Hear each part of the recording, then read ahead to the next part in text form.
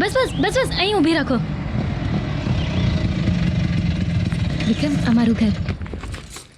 બાપુ, હા આ જગ્યામાં પેલો વીરો ભરવાડ ઘૂસી ગયો છે. અચ્છા, મોટા ભાઈ બહાર જ બેઠા હમણાં છે. હું સોલંકી સાહેબને હું ફોન હમણાં લગાવું છું અને કઢાવું છું એને ત્યાંથી.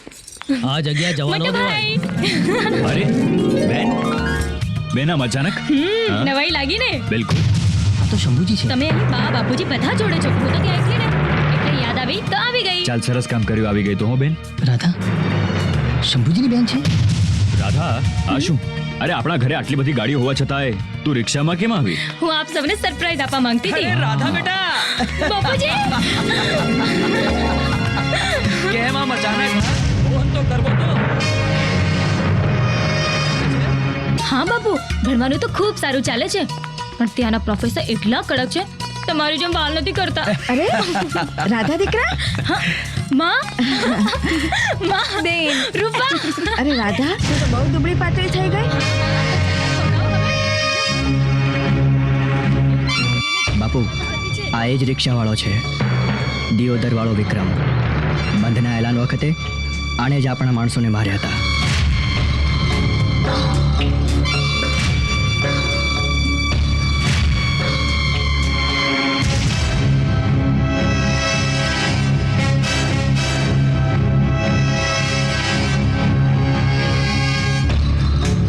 તો તું જ છે દિયોદરનો વિક્રમ, જેણે મારા બંધના એલાનને તોડીને મારું નાક કાપ્યું હતું.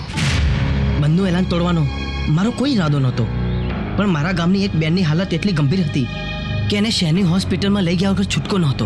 એટલે દિયોદર ગામમાં આવું કંઈ થાય તો એનો ઠેકો તે લીધો છે? તું તારી જાતને બહુ મોટો રુસ્તમ સમજે છે એમને? અને એટલે જ આટલી હિંમત કરીને મારા આંગણા સુધી આવ્યો છે. રાધાને આટલા સુધી મૂકવા આવ્યો ત્યારે મને ખબર નહોતી કે એ તમારી બેન છે.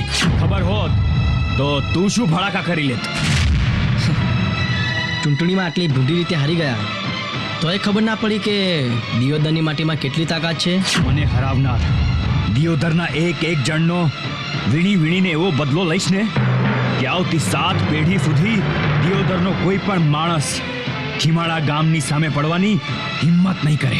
જેના પારખા કમાવું રહેવા દો શંભુજી. ઝેર. મારું નામ શંભુ છે. શંભુ એટલે શંકર, અને શંકરની જેમ મને વેશ પચાવતાય આવડે છે, અને વખત આવે નાગ બનીને તારા જેવા ઉપર ઝેર ઓકતાય મને આવડે છે. શંભુજી નામ રાખવાથી શંકર નથી થવાતું. અને રહી વાત ઝેરની, તો મદાઈની જેમ નાગને વશમાં કરી એના ઝેરની કોથળી કાઢતા મને આવડે છે. ચૂપ માર. બે કોડીના રિક્ષાવાળા, તું આ બધું કોની સામે અને કોના આંગણામાં બોલી રહ્યો છે એનું ભાન છે તને? તમારા ઊંચા અવાજથી હું ડરવાનો નથી શંભુજી, કારણ કે હું જાણું છું કે મદારીનો નાગ અને હારેલો ધારાસભ્ય વધુ ફૂફાડા મારે છે. ભીખાજી, તોડી નાખો સાલા હલકટને.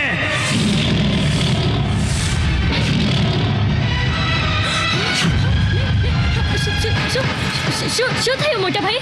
રાધા, તું વચ્ચેથી હટી જા. પણ ભાઈ, આ માણસ તો જોખમ ખેડીને પણ મને છેક અહીં સુધી લાવ્યો, અને અને તમે બધા. રાધા, તે દિવસે બંધનું એલાન તોડીને એણે મારી આબરૂ કાઢી હતી, અને આજે પાછો માફી માંગવાને બદલે સામો થાય છે. પણ તમે તમારા ભાઈને જેમ એમની આબરૂ વાલી છે એમ મને મારી ઇજ્જત જીવ કરતાં પણ વધારે વાલી છે. ભાઈ જવા દો એમને. રાધા, એક તો એ નાલાયકની રિક્ષામાં બેસીને તે મારું અપમાન કર્યું છે, અને હજી એ મારી વાત સાંભળવાને બદલે આ હેસિયત વગરના ભિખારા રિક્ષાવાળાનું ઉપરાણું લે છે. શું થાય છે તારો? થાય છે તારો? થાય છે તારો? થાય છે તારો? શંભુજી, હું એનો શું થાઉં છું એનો જવાબ રાધા નહીં આપે, હું આપું છું.